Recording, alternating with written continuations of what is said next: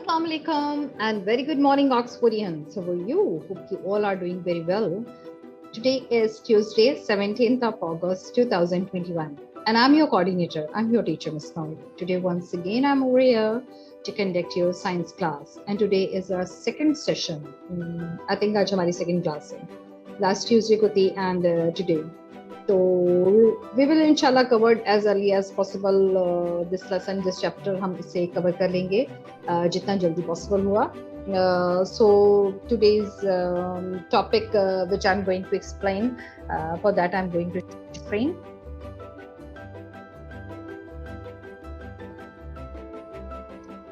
Ji Oxfordians. Oxford School Guzari Hijri campus, Karachi, International Lower Secondary Science 3. Science 3 means grade 8. Okay. 17th August 2020. Syllabus outline. In syllabus outline, we have two terms, first term and final term. In first term, we have three chapters. Chapter number 1, food and digestion. Chapter number 2, respiration and circulation. Chapter number 3, food chains and webs. और हम जो chapter study कर रहे हैं, जो पढ़ रहे हैं, that is food chains and webs. Final term में again we have chapter number 8 the rock cycle, chapter number 9 heating and cooling, chapter number 11 magnetism. 11 का 1 थोड़ा सा मिस हो गया है. Energy transfer in a food chain. Energy किस तरह से ट्रांसफर होती है एनिमल टू अदर ऑर्गेनिजम्स, एक ऑर्गेनिज्म से दूसरे ऑर्गेनिज्म में और बॉडी पार्ट्स में, इसको हम स्टडी करेंगे. A food chain show how energy in the form of food is transferred from one organism to another. एक ऑर्गेनिज्म से दूसरे ऑर्गेनिज्म में एनर्जी किस तरह से ट्रांसफर हो रही है is our topic, transformation. Okay. Does the amount of energy increase, decrease, or remain the same along a food chain? अब पढ़ना क्वेश्चन हमारे पास क्या आ रहे हैं, नोटिस करते जाइए ताकि उन्हें हमने सॉल्व करना है. Does the amount एक जैसा रहेगा, इंक्रीज हो जाएगा, कम हो जाएगा, बढ़ जाएगा, क्या होगा एनर्जी का जब एक एनिमल से, एक ऑर्गेनिज्म से दूसरे ऑर्गेनिज्म को वो एनर्जी करो. When a rabbit eats some lettuces, जब रैबिट कुछ लेटसेस कहते हैं सलाद को, सलाद के पत्ते खाता है या कैबेज खाता है या कैरेट खाता है, जो भी रैबिट के फूड्स है जो वो खाता है, some of the lettuces will be digested. उसमें से कुछ तो डाइजेस्ट हो जाता है, जैसे कि हम भी कुछ जो फूड खाते हैं, खाना खाते हैं, उसमें से कुछ तो डाइजेस्ट हो जाता है, कुछ नहीं digest, and absorbed in rabbit's body, और रैबिट की बॉडी में एब्जॉर्ब हो जाता है. Some will not be digested. खाना कुछ lettuces जो हैं वो डाइजेस्ट नहीं होते, but will be passed out of its body as जो कि उसकी बॉडी से आउट हो जाता है as a feces. Okay, you can see in the picture. You can see the kinetic energy in the form of feces. Kinetic energy दूसरी feces हैं, ये स्टूल पास हुई है और यहाँ से वो जो खाया है, जो डाइजेस्ट हुआ है, उसकी बॉडी में एब्जॉर्ब हो गया, उसके ब्लड में शामिल हो गया, उसके फ्लैश में मिल गया, और जो नहीं हो गया वो in a form of stool हो गया. Okay. Not all the digested lettuces will be converted into chemical energy. इसका ये मतलब भी हरगिज ये नहीं है कि जितना खाना खाया है वो केमिकल एनर्जी में कन्वर्ट हो गया. Stored in the rabbits body, some be used up by the rabbits while others will be lots of the surroundings, mainly in the form of heat. The amount of energy which is in the rabbit's body will therefore be much less than the amount of chemical energy which was stored in the lettuces that the rabbit ate.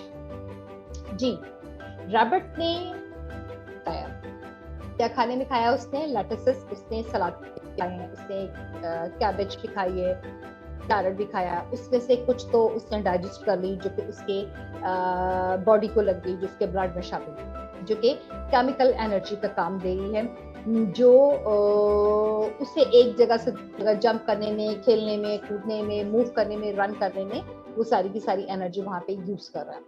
कुछ जो है chemical energy जो है वो उसकी body से बाहर भी आ रही है, जो कि फॉर्म हीट एनर्जी, ठीक है, जो किसकी फॉर्म है, हीट एनर्जी की। कुछ एनर्जी जो है वो साउंड एनर्जी में भी निकल रही है, पूरी की पूरी उसकी बॉडी को नहीं लग रही, कुछ साउंड्स में निकल रही है, कुछ उसकी रनिंग में निकल रही है, कुछ फास्ट निकल रही है। और एक एनर्जी और भी है जो कि उसकी काइनेटिक एनर्जी। काइनेटिक एनर्जी का मतलब ही वो है, ये है कि वो एनर्जी जो कि मूवमेंट करती है, जो कि मोशन है, जिसका मकसद ही मोशन, मूवमेंट करना है बॉडी में, एक जगह से दूसरी जगह भागना, एक रन यहाँ दूसरी तरफ रन करना, ये that is called kinetic energy, ठीक है। तो जी सेम लाइक हमारे अंदर भी यही प्रोसेस है। हम खाना खाते हैं, फूड खाते हैं, वो डाइजेस्ट होती है। डाइजेस्टेड फूड जो है वो हमारे ब्लड में शामिल होकर हमारे different parts of the body तक सप्लाई होती है, और कुछ एनर्जी उसमें से ऐसी होती है जो कि हमारी बॉडी में सेफ रह जाती है, लेकिन वो बहुत ज्यादा लॉन्ग टाइम के लिए। और बाकी एनर्जी जो है काइनेटिक एनर्जी यूज करते हैं, जिससे हमारी बॉडी का मोशन हो रहा है, जो मैं आपके सामने मूवमेंट कर रही हूँ, पढ़ा रही हूँ, बोल रही हूँ, एनर्जी लगा रही हूँ, आप लोग ऐसे कहते हैं, that is all kinetic energy. और कुछ उसमें से वेस्ट प्रोडक्ट्स जो हैं in form of carbon dioxide हमारी पास आउट हो जाती है। Is that energy transfer in food chain में किस तरह से ट्रांसपोर्ट होती है, दैट इज अ टॉपिक। जी इसमें आ गया है डीकंपोजर्स होती है गलने सड़ने वाली चीज। Decomposers animals do not only get from food but also obtain nutrients are necessary for healthy growth. Nutrients किसके लिए जरूरी है, हेल्दी ग्रोथ के लिए। Consumers get energy and nutrients directly और इनडायरेक्टली फ्रॉम प्रोड्यूसर्स। प्रोड्यूसर से डायरेक्टली और indirectly producer से होते हैं। और प्रोड्यूसर्स कौन होते हैं, जो अपनी फूड खुद बनाते हैं। और प्रोड्यूसर्स कौन है, प्लांट्स, ठीक है। प्रोड्यूसर्स कौन है, plants. Predators gate energy and nutrients there pray. Predators जो कहते हैं शिकारी को, वो शिकार करके अपनी एनर्जी, अपना खाना लेता है। What happens to the nutrients stored in the bodies to predators when they die? जब ये die हो जाते हैं predators, तो इनके साथ क्या होता है? Plants get energy from the sun, where they get their nutrients from. Plants को उनके nutrients कहाँ से मिलते हैं? ये सारा का सारा बड़ा मजे का चीज है। सारी की सारी food chain और food web है। Every action has reaction, हर चीज का एक दूसरे के साथ इंट्रैक्शन है, इंटरलिंक, ओके।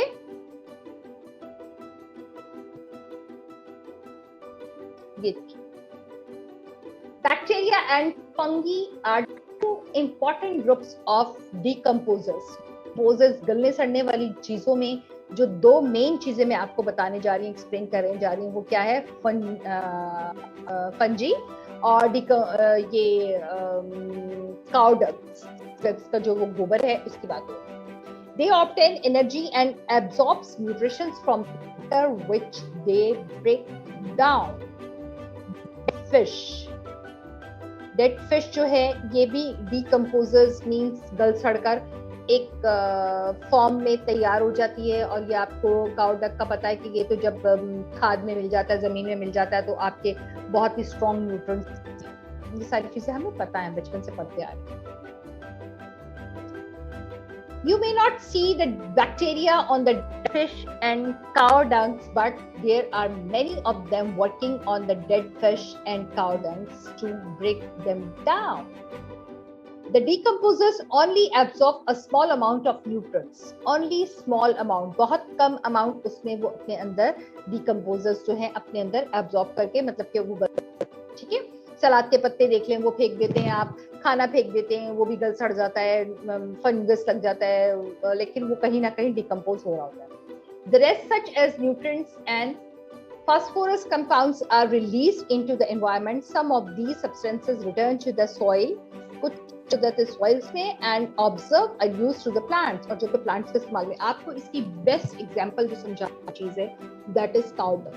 काऊ का जो गोबर है वो जब डीकंपोजर होता है, डीकंपोजर के प्रोसेस में आता है, उससे अच्छा न्यूट्रिएंट्स प्लांट्स के लिए कोई भी नहीं, ठीक है। यानी कि देखिए वो कितनी फजूल सी चीज है, कितनी रफ चीज है जिसको यूज नहीं। लेकिन उसको डिकम्पोज होने के बाद वो प्लांट्स के लिए प्लांट्स की कितनी बेस्ट न्यूट्रिशन है, ठीक है। Such as flies, earthworms, ants, and millipedes are not decomposers. However, they help them to decomposers to break up the dead and waste into smaller pieces by feeding on them. They decompose nahi hote. They help to feed up to the decomposers. Without these, dead animals or plant would take a very long time to decompose completely. इन्हें completely decompose होने में बहुत long time लगता है। जैसे कुछ चीजें, for example, अगर हम मर जाते हैं, हमारी dead body decompose होने में अच्छा खासा long time लगता है। There are some other animals which help them to, as you have seen before, ये थी हमारी decomposers। और decompose का मतलब आपको समझ आ गया है तो बहुत अच्छे से ये चीज समझ आ जाएगी। Secondly, decomposers भी समझ आ गया है। Energy food chain, that is 2 topics, 2 cover किए हमने, और दोनों बहुत easy topics हैं and very important। क्लास 5 में इनसे रिलेटेड हमने बहुत सारा काम और इंफॉर्मेशन कलेक्ट किया। फाइन, एक्सरसाइज पे आ जाइए। एक्सरसाइज के लिए आपने कॉपी के 2 पेजेस छोड़ने हैं और 1 पेज पर आपने करना है सिलेबस ब्रेकअप बनाना है। उसके बाद चैप्टर का टाइटल पेज बनाना है। एक्सरसाइज ए है draw food webs, page number 116 पर है, यहाँ से देख लीजिएगा, समझ आ रहा है, ठीक है। एक्सरसाइज बी है draw picture in rabbit energy transfer. Rabbit में एनर्जी ट्रांसफर हो रही है, ये पिक्चर बनानी है, पेज नंबर 119 से। It's very easy. मैंने जस्ट 2 टॉपिक्स कवर किए थे जस्ट बिकॉज ऑफ इट कि थोड़ा सा कर लें लेकिन क्लियर कॉन्सेप्ट्स क्लियर हो जाए, ठीक है ऑक्सफोर्डियंस। If you face any difficulty, you can call me anytime. Okay, bye bye.